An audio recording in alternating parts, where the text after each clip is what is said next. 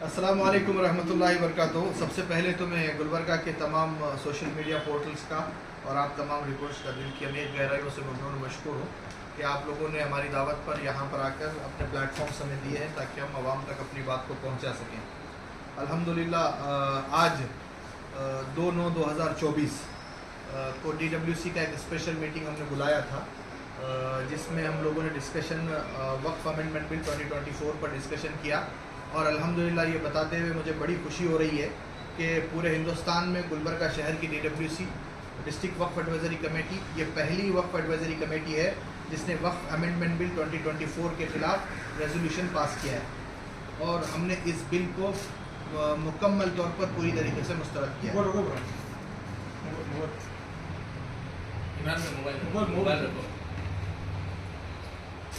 यहाँ पर इस बिल को अपोज करने का मकसद और वजह यह है कि 8 अगस्त 2024 को ये बिल पार्लियामेंट में प्रोड्यूस हुआ, पार्लियामेंट में टेबल हुआ। पार्लियामेंट में टेबल होने के बाद इस बिल पर ऑब्जेक्शंस ज़्यादा राइज होने के बाद JPC को इस बिल को डिस्कशन के लिए भेजा गया है।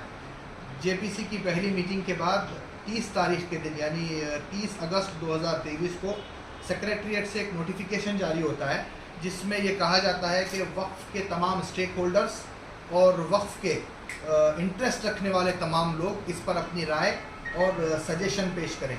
तो DWC being a stakeholder of the वक्फ हमने मीटिंग बुलाई और 2 तारीख को 2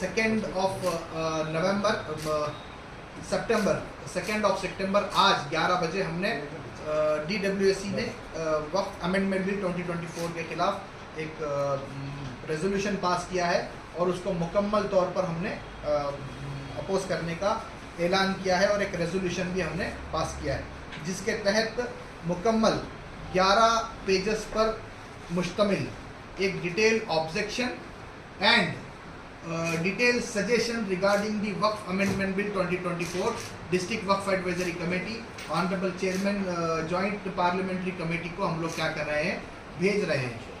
ये जो प्रेस कॉन्फ्रेंस में मुझे सुनने वाले जितने भी वक्फ इंस्टीट्यूशन से रिलेटेड मुतवल्लियान हैं, ख़ास तौर पे मस्जिद कमेटीज़ हैं, मैं उनसे दिल की अमीर गहराइयों से गुजारिश करता हूँ कि इस वीडियो को पूरा देखें क्योंकि ये बहुत ही इम्पोर्टेंट इशू पर आज हम बात करने के लिए जा रहे हैं। 30 अगस्त को जॉइंट पार्लियामेंट्री कमेटी से एक नोटिफिकेशन हुआ है जिसमें स्टेक होल्डर्स का और पर्सन इंटरेस्टेड इन वक्फ का सजेशन पूछा गया है।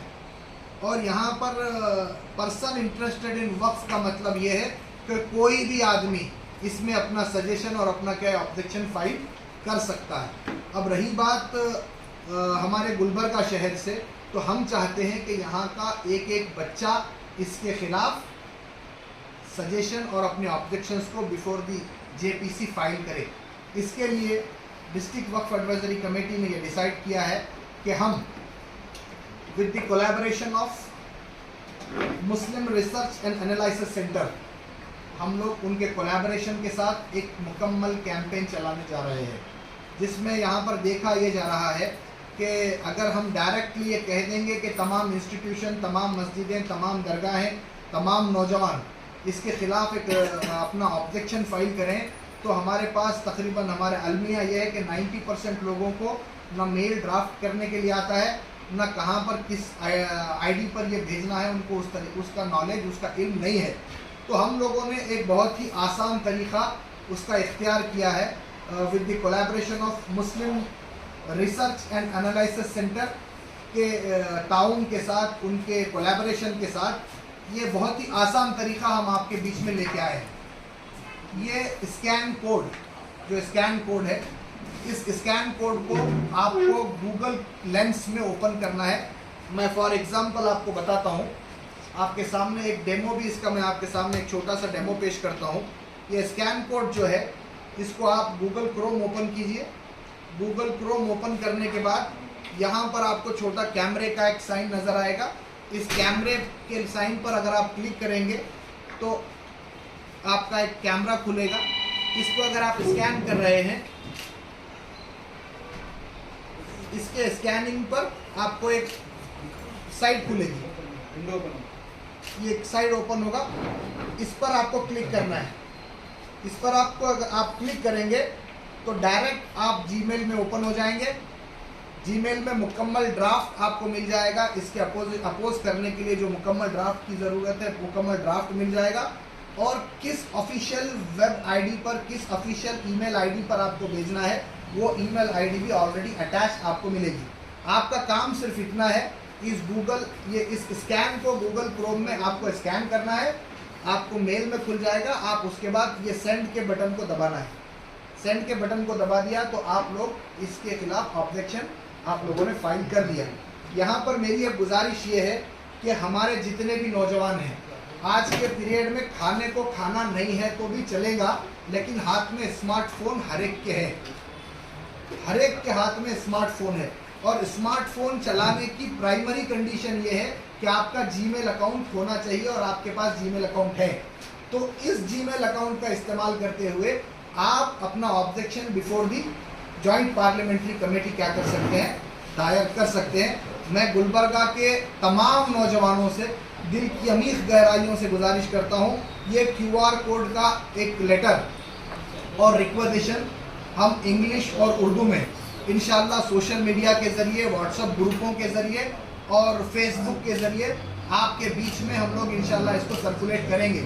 जिन जिन तक भी ये लेटर और ये QR कोड, ये स्कैन कोड्स आ रहे हैं, मेरी गुजारिश है कि हर नौजवान इस पर अपना 15 मिनट का वक्त दे। 15 मिनट का वक्त देके एक 100 लोगों को इसको फॉरवर्ड करने की ज़रूरत है, ताकि वो लोग भी इसके ऊपर क्या कर सकें, अपना ऑब्जेक्शन फाइल कर सकें। उसके साथ साथ मैं इस प्रेस कॉन्फ्रेंस से गुलबर्गा के तमाम वक्फ इंस्टीट्यूशन के जिम्मेदारान से दिल की अमीर गहराइयों से अपील करता हूं कि आप लोग being a stakeholder of the वक्फ, आपका ऑब्जेक्शन मायने रखता है, आपके ऑब्जेक्शन की कानूनी अहमियत है। तो आपको, आपकी जिम्मेदारी है कि वक्फ को बचाना है। अगर ये वक्फ अमेंड होता है 2024 के अमेंडमेंट से, तो याद रखिए आने वाले दिनों में जुमा के खुतबे भी सरकार की तरफ से जारी किए जाएंगे कि जुमा में खुतबा क्या देना है। इस तरह का स्ट्रॉन्ग अमेंडमेंट लाने के लिए सेंट्रल गवर्नमेंट जा रही है। तो मैं तमाम वक्फ के ज़िम्मेदारान से, मुतवलियान से, मस्जिद कमेटी के ज़िम्मेदारान से, आशुर खानों के मुतवलियों से, एडमिनिस्ट्रेटर्स से, तमाम से मैं गुजारिश करता हूँ कि आप इसके ख़िलाफ़ अपना सजेशन एंड ऑब्जेक्शन आप पेश करें। रही बात अगर कोई सेपरेट से ऑब्जेक्शन बनाकर अपने पॉइंट्स उसके अंदर ऐड करवाना चाह रहा है, तो आप वक्फ ऑफिस को आ सकते हैं। यहाँ पर 2 लोग अवेलेबल आपको 13 तारीख तक मिलेंगे। ये कैंपेन 13 तारीख तक चलेगा। जॉइंट पार्लियामेंट्री कमेटी ने 15 दिन के सजेशन के लिए टाइम दिया है, 30 तारीख को दिया है, तो 13 सितंबर ये 13 सितंबर तक ये कैंपेन चलेगा। 13 सितंबर तक यहाँ पर 2 लोग मौजूद रहेंगे। आप आकर अपने ऑब्जेक्शंस उन्हें डिक्टेट करके उनसे फ्री ऑफ कॉस्ट टाइपिंग करवा के, प्रिंट लेकर और स्कैन करवा के फ्री ऑफ कॉस्ट हमारे पास से आप भेज सकते हैं। ये सहूलत हमारे पास हम देने के लिए आपको जा रहे हैं। उसी के साथ साथ मैं गुलबर्गा के तमाम सोशल वर्कर्स और लीडर्स से, सियासी कायदीन से अपील करता हूँ कि सिर्फ असदुद्दीन अवैसी के सिर का बार नहीं है, सिर्फ असदुद्दीन अवैसी साहब के कांधों का बार नहीं है, सिर्फ उनकी जिम्मेदारी नहीं है कि वो जलसे मुनक्किद करें, वो इसके ख़िलाफ़ कैंपेन्स चलाएं, वो इसके ख़िलाफ़ एहतजाजी जलसे करें, वो इसके ख़िलाफ़ बयानबाजी करें। हर एक मुस्लिम लीडर की आज ये जिम्मेदारी है कि वक्फ अमेंडमेंट बिल के ख़िलाफ़ आप लोगों को ज़मीनी सतह पर उतरना है, उतरकर इसके ख़िलाफ़ कैंपेन चलाने की ज़रूरत है। मैं तमाम गुलबर्गा के कायदीन से और गुलबर्गा के अतराफ ज़िले के कायदीन से गुजारिश करता हूँ कि इस कैंपेन को आप लोग आगे बढ़ाइए, प्रेस कॉन्फ्रेंसेस कंडक्ट कीजिए और आप इस कैंपेन को सपोर्ट कीजिए। इसी के साथ साथ गुलबर्गा के तमाम सोशल वर्कर्स और इंटेलेक्चुअल्स, इसमें ख़ास तौर पर उन्होंने इंटेलेक्चुअल्स का सजेशन पूछा है। हमारी मुस्लिम एडवोकेट कम्युनिटी से मैं गुजारिश करता हूँ, मुस्लिम डॉक्टर कम्युनिटी से मैं गुजारिश करता हूँ, मुस्लिम लेक्चरर कमेटी से मैं गुजारिश करता हूँ, तमाम क्रीम बेल्ट से मैं गुजारिश करता हूँ, आप लोगों को आगे आने की ज़रूरत है। इस पर डिटेल ऑब्जेक्शन फाइल करने की ज़रूरत है। ये कैंपेन हम चला रहे हैं, इस पर हमारा साथ दीजिए। 11 पेज के ऑब्जेक्शन में क्या क्या? अल्हम्दुलिल्लाह, पहले हिंदुस्तान में सबसे पहले रियासती सतह पर तेलंगाना स्टेट बोर्ड ऑफ औकाफ ने उसका अपोज किया। अपोज कर एक अपनी तरफ से एक प्रेस रिलीज भी उन्होंने दिया है।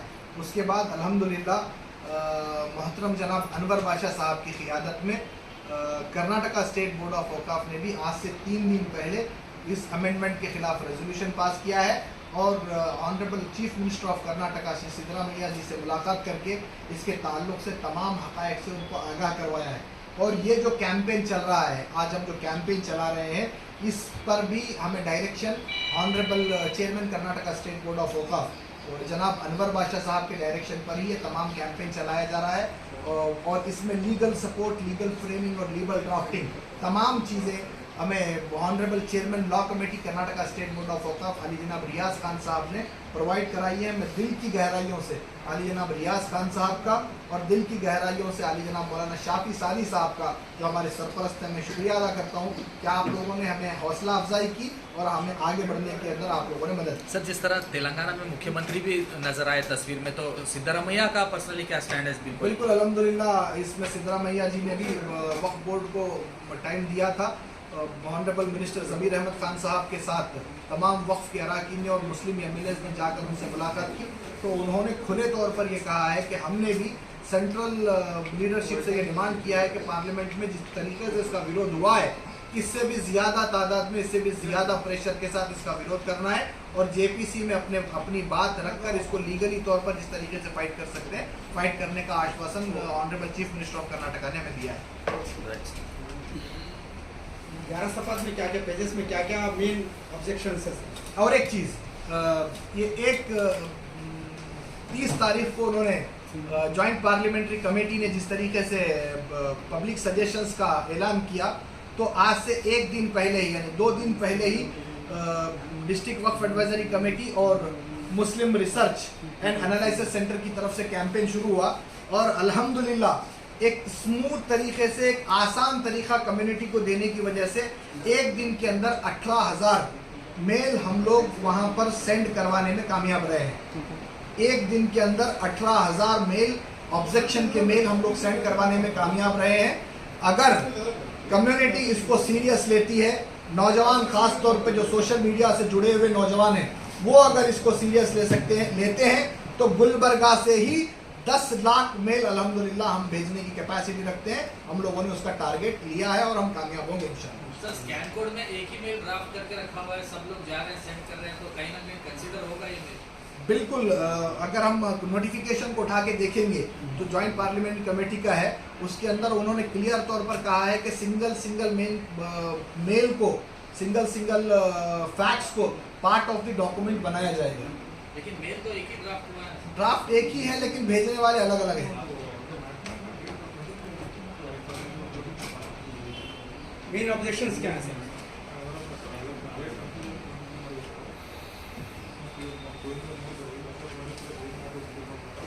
यहाँ पर डिस्ट्रिक्ट वक्फ एडवाइजरी कमेटी की तरफ से मुकम्मल 11 सफ़ात पर मुश्तमिल एक detail objection and suggestion regarding the Waqf amendment act 2024 हमने ड्राफ्ट किया है।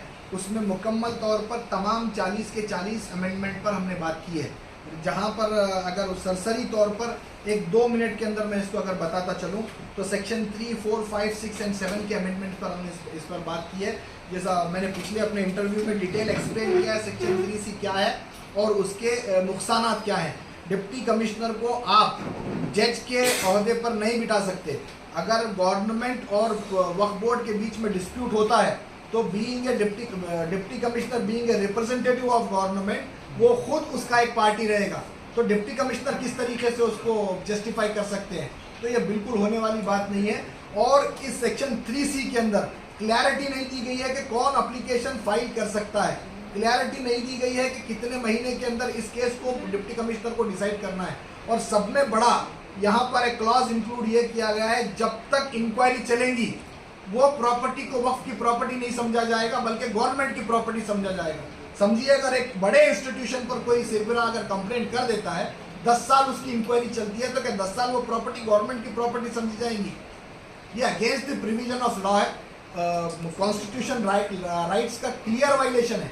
इसके साथ साथ हम लोगों ने सेक्शन 9, 14 और 23 को एक साथ इसके अंदर ऑब्जेक्शन हमने सुप्रीम कोर्ट के साइटेशंस के साथ दिया है।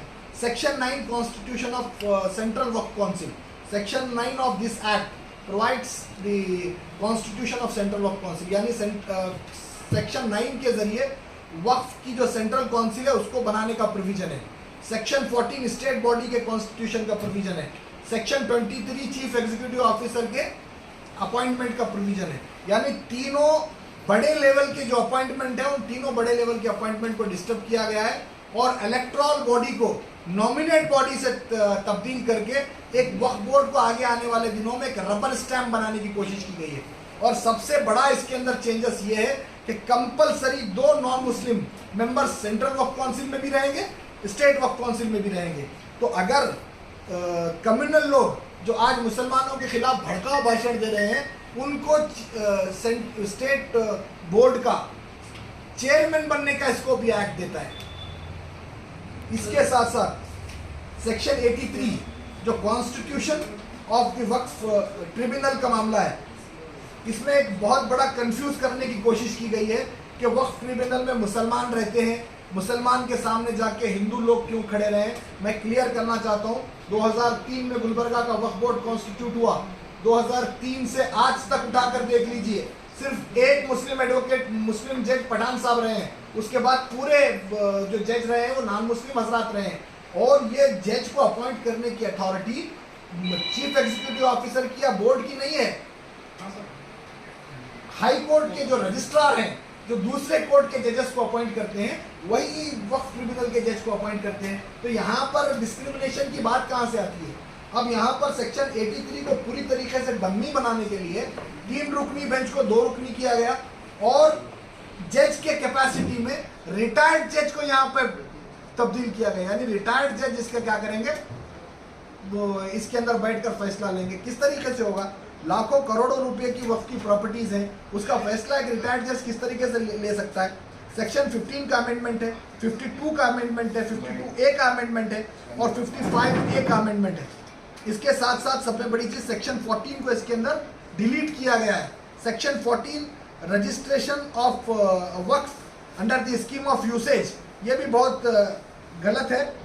और एक इसके अंदर मैं एक नई चीज़ आपको बताना चाहता हूँ जिसमें वक्फ ये सेक्शन 72 क्या कहता है कि अगर कोई इदारा 1 लाख से ज़्यादा की इनकम रखता है तो उसका 7% स्टेट बोर्ड को बतौर आपको वक्फ कंट्रीब्यूशन देना है, क्योंकि वक्फ बोर्ड में 50% स्टाफ आउटसोर्स स्टाफ है।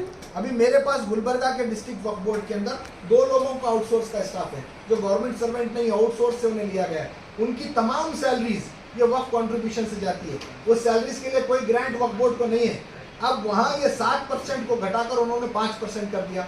अब हमने मुतालबा किया है 5% नहीं, आपको 10% करना है, आपको 10% करना है। 10% करके कंडीशनल ग्रांट दीजिए कि 5% आप day to day affairs, board के अफेयर्स चलाने में ले और 5% स्टेट बोर्ड स्टूडेंट्स को स्कॉलरशिप प्रोवाइड करे, ताकि इमेज जो बोर्ड की खराब है कि बोर्ड ने किसके लिए काम किया, एक आदमी का क्या तो भी ट्रीटमेंट के लिए पैसा दिया है, क्या फिर किसी को स्कॉलरशिप के लिए पैसा दिया है। तो ये इमेज इसके अंदर सुधारने के लिए 5% जो एक्स्ट्रा अमाउंट लिया जा रहा है वो उसके अंदर इस्तेमाल किया जाए।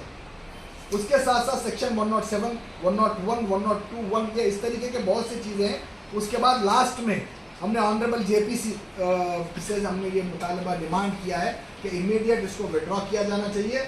अगर अमेंडमेंट किए जाने हैं बोर्ड वक्फ एक्ट के अंदर तो पॉजिटिव अमेंडमेंट किए जाने हैं, ये इस तरीके के अमेंडमेंट नहीं कि इसको पूरा मार दिया गया, इसकी वक्फ एक्ट की पूरी रूह को ख़त्म कर दिया गया और सिर्फ ढांचा बाकी रख दिया गया ताकि इससे कुछ काम ही ना हो सके। सर, जिस तरह तेलंगाना में मुस्लिम पर्सनल लॉ बोर्ड के भी लोग थे असदुद्दीन अवैसी, तो कर्नाटक में क्या मुस्लिम पर्सनल लॉ बोर्ड को क्या कहना है? मुस्लिम पर्सनल लॉ बोर्ड मुसलमानों की एक नुमाया तंजीम है जो रियासती सतह पर नहीं बल्कि एक मुल्की सतह पर काम करती है। यहाँ पर मुस्लिम पर्सनल लॉ बोर्ड का जहाँ तक मैं समझ रहा हूँ इस महीने की 17 तारीख को कर्नाटका का दौरा है वो इस अपने दौरे में मौलाना शाफी सादी साहब से भी मिलेंगे, रियाज खान साहब से भी मिलेंगे, ऑनरेबल चेयरमैन अनवर बादशाह साहब से भी मिलेंगे। और ये भी सुनने में आया है कि जेपीसी के कमेटी का भी विजिट कर्नाटका के स्टेक होल्डर से मिलने के लिए 10 और 17 के बीच में कभी भी वो डेट देकर कर्नाटका को आ सकते हैं। तो उनसे भी मुलाकात करके और मुस्लिम पर्सनल लॉ बोर्ड के साथ, मुस्लिम पर्सनल लॉ बोर्ड ने रिसेंटली ऐलान किया है कि इसके खिलाफ मुल्कगीर सतह पर एहतजाजी जल्द से मुनक़्क़द करेंगे। इंशाल्लाह उसके कर्नाटका में मुस्लिम पर्सनल लॉ बोर्ड के हर स्टैंड के साथ डिस्ट्रिक्ट वक्फ एडवाइजरी कमेटी और स्टेट बोर्ड ऑफ औक़ाफ़ खड़ा है।